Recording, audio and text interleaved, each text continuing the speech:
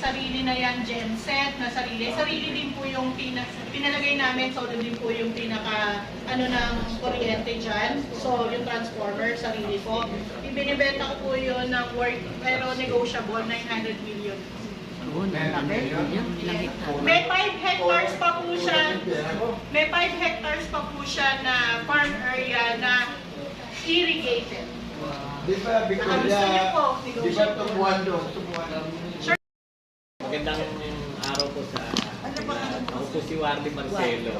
Isa po akong supervisor from Nueva Ecija po sa Santo Domingo po.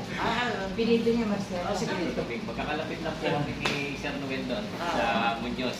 Sige, okay. So, yun po, si SL7, si SL9, as discussed po ni Ma'am Keng, for contract drawing lang po siya. Hindi po siya kagaya ni SL8 na commercial 6 na sinasabi